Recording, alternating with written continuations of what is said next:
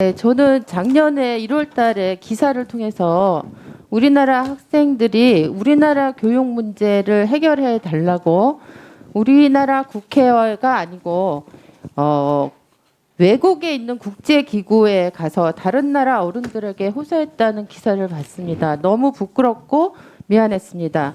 우리나라 학생들이 서야 될 자리는 바로 여기 대한민국 국회입니다. 다행히 오늘 유니세프 아동권리협약기구에 가서 참석했던 학생이 이 자리 국회에 함께하며 해서 얘기할 수 있게 돼서 너무 다행이고 마음의 짐을 좀 덜 수 있을 것 같습니다. 질의 시작합니다.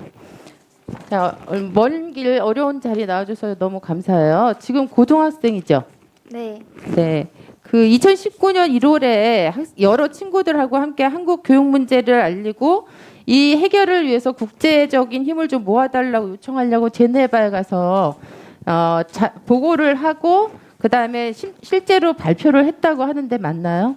네, 맞습니다. 네, 그 유니세프의 한국 교육 문제에 대해서 알려야 되겠다고 생각하게 된 이유는 뭔지 좀 얘기해 주세요.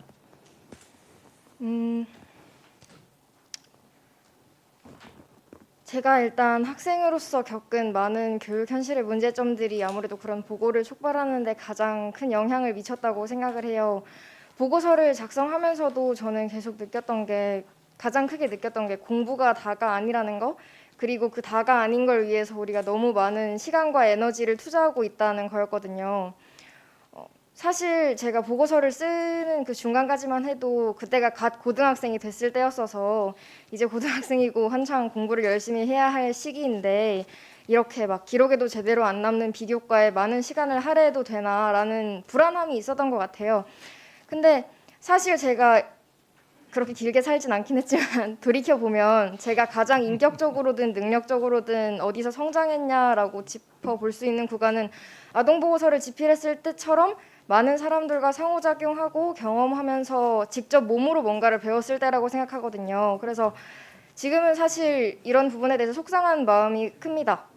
저희가 네. 정말 잘할 수 있는 것들은 등한시하고 대입이 목표가 아닌데도 교육을 위해서 그런 시험에만 매달려야 한다는 게요. 네, 그 당시에 그 유니세프 회의에 갔을 때 그 회의에 참석했던 세계 각국의 사람들이 있었잖아요. 그때 발표를 했을 때의 반응은 어땠나요? 제가 그 반응을 여기서 직접적으로 말씀드려도 되는지를 잘 모르겠어서 약간 오해해서 말씀을 드리자면 우리 사회에 정말 많이 쓰이는 말이 저희가 정말 많이 듣는 말 중에 노는 건 대학 가서 놀아라 라는 말이 있잖아요. 저는 이 말이 우리 사회가 어떻게 아동을 바라보고 있는지를 가장 잘 투영하고 있다고 생각합니다. 사실 근로기준법에 이제 주당 최장 근로 가능 시간이 정해져 있는 것처럼 아동이 하루에 막 10시간, 15시간씩 공부하는 것도 사실은 절대 당연시 되어서는 안 되는 거잖아요. 근데 우리 사회는 자꾸만 그걸 정당화하려고 하고 아동도 그렇게 느끼도록 하고 있는데 왜 그럴까라고 생각을 해보면 결국 이게 우리 사회가 아동을 미래를 예비하는 미완성의 존재 아니면 미래를 위해서 현재를 희생해야 되는 존재로 보고 있기 때문이 아닌가 하는 생각을 합니다. 하지만 이게 뒤집어서 생각해보면 모든 인간은 태어나면서부터 천부적인 존엄과 가치와 인권을 부여받잖아요. 때문에 아동도 결국 똑같은 권리의 주체인데 이런 식으로 누려야 할 것들을 누리지 못하고 받지 않아도 될 과도한 정신적 고통을 받는 거는 상당히 부당하다고 생각하고 이런 생각을 제네바에서는 저희보다 조금 더 당연하게 여기고 계시기 때문에 아무래도 저희가 교육 현실이라던가 우리 사회가 아동에게 어떤 것을 요구하는지를 전달했을 때 조금 충격을 받으셨던 것 같습니다. 아, 네. 굉장히 좀 부끄럽습니다. 자, 이제 고등학교 곧 졸업할 걸로 알고 있는데 그러면 어떻게 보면 우리나라 공교육을 다 받은 거잖아요. 네. 이제 거의 이제 12년 동안에 공교육을 받은 사람으로서 여기 이제 교육부 장관님도 계시고 국회의원님도 계시고 또 아마 이 방송을 교육 관계자들도 볼 텐데 그런 분들에게 꼭 하고 싶은 얘기가 있으면 간단하게 얘기 좀 해주실래요? 네. 사실 이게 졸업할 때가 다 돼서야 약간 느끼는 거긴 한데 주변을 이렇게 돌아보면 힘들어하는 친구들이 정말 많아요. 친구들도 그렇고 후배들도 각 고등학교 올라온 후배들도 힘들어하는 연령이 점점 낮아지고 있다는 생각도 들고요. 그게 비단 막 육체적으로 막 척추 질환이 생기고 막 그래서도 물론 있겠지만 정신적으로 스트레스를 정말 많이 받고 그래서 우울증이나 불안장애 같은 걸 겪는 친구들이 정말 많아요. 근데 그런 현실을 여기 계신 어른분들께서 모르는 게 아니라고 생각하거든요. 저는 분명히 다 아실 거예요. 왜냐하면 저도 요즘 애들 정말 힘들다, 힘내라 이런 말을 정말 많이 들어왔기 때문에. 근데 그럼에도 불구하고 지금 이렇게 실질적으로 제도적인 개선이 얼마나 이루어졌고 그게 아동들에게 얼마나 큰 도움이 됐냐라고 물어보면 그거는 누구도 확답할 수 없을 거라고 저는 생각해요. 근데 그와 동시에 이런 문제들에 대해서 정책 책임자나 담당자 분들께만 책임을 묻는 것도 저는 사실 무의미하다고 생각하거든요. 왜냐하면 우리 사회가 지금 전례 없이 빠르게 변화하고 있고 그 속에서 아동은 성장하는 존재이기 때문에 더 많은 변화를 겪고 있을 텐데 그거에 대해서 아동의 정치권으로의 참여가 철저하게 제한되어 있는 우리 사회에서 정책 담당자 분들께서만 이렇게 아동의 삶을 세세하게 알고 그에 맞춰서 정책을 개발하시는 거는 어려울 거라는 생각이 듭니다. 그래서 제가 이 자리를 빌어서 부탁드리고 싶은 거는 아동을 그냥 한 명의 사회 구성원으로서 한번 바라봐 달라는 거예요. 우리가 성인의 의견에 대해서 물을 때 그 의견이 성숙한지 합리적인지를 그렇게 면밀하게 따지지 않잖아요. 그런 여유로운 잣대를 아동에게도 한번 적용해 주셨으면 하는 바람입니다.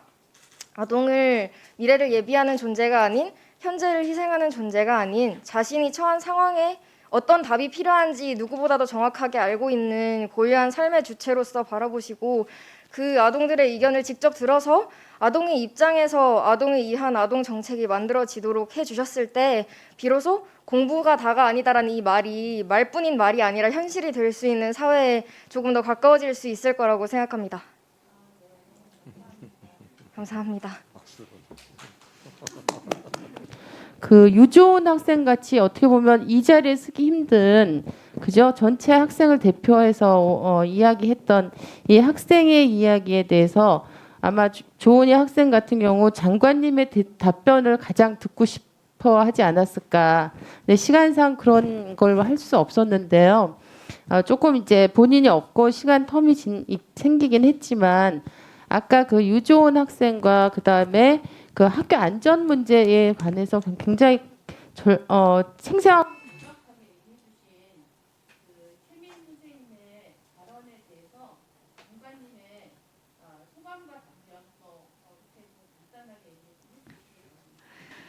오늘 이제 유조은 학생과 또 아까 그 최민 참고인이 해주신 그 현장의 이야기는 너무 좀 절절하고 해서 가슴에 와닿으면서 한편으로는 굉장히 미안하고 또 안타깝기도 하고 다만 이제 유조은 학생이 이야기한 부분은 저희가 교육부뿐만 아니라 또 교육의 상임위에 계시는 여러 의원님들도 앞으로 우리가 어떻게 아이들에게 무엇을 또 해야 될 것인가, 교육이라는 이름으로 어떻게 해야 될 것인가를 좀 다시 한번 근본적으로 되새기게 되는 시간이 아니었나. 정말 아이들이 자신의 역량, 자신의 또 진로 이런 것들을 대학 입학을 중심으로가 아니라 자신의 관심과 또 흥미와 이런 적성에 맞게끔 그렇게 교육 시스템이 제대로 운영될 수 있도록 해야 되는 게 또 저희가 해야 할 역할이 아닌가. 그래서 좀 여러 가지로 좀 느끼는 점들이 많이 있었고 그런 분들이 이 자리에 와서 의견을 밝힐 수 있도록 기회를 주셔서 감사합니다. 네, 수고하셨습니다. 다음은 정경희 의원님 질의해 주십시오.